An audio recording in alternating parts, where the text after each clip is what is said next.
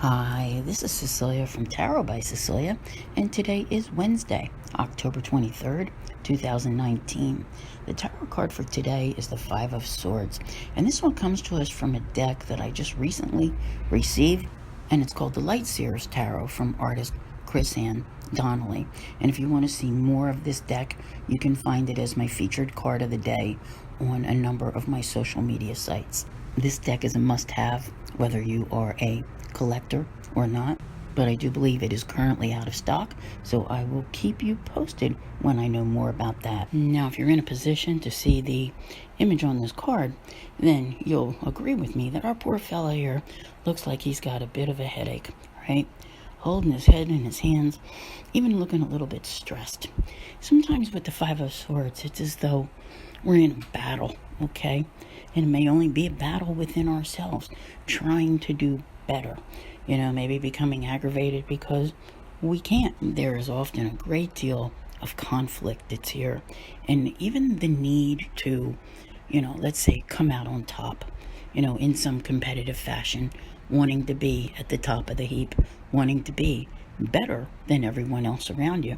Now, this can apply to so many of you in so many ways.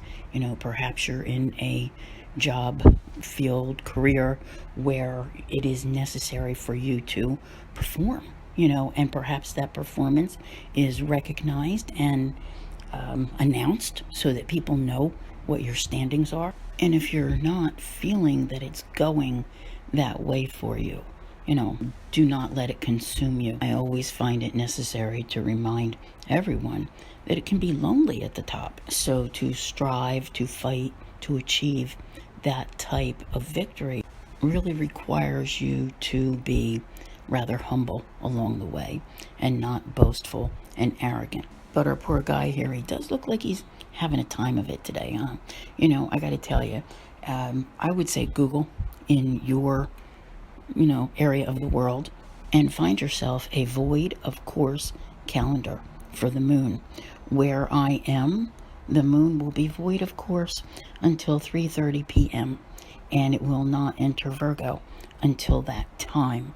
I think that you'll find that it feels more like a battle at that if you're trying to do more than what a void of course moon will allow. So let's talk about that for a minute here, okay? Because it's almost like having a Mercury retrograde in a sense. Some of the same rules apply.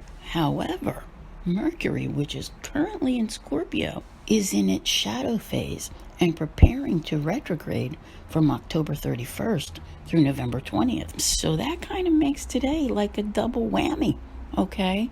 Once the moon hits Virgo at 3:30 p.m. Eastern Standard Time, you will be able to go about organizing things.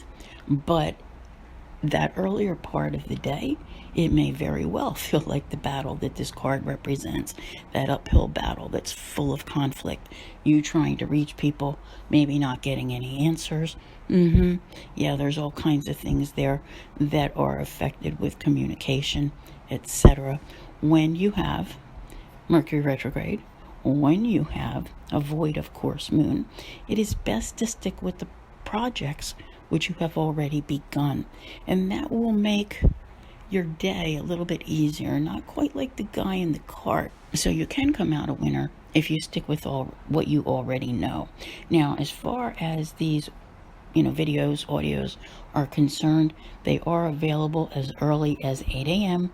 Eastern Standard Time the day before. So even if you're in Australia, that's plenty of time to receive them.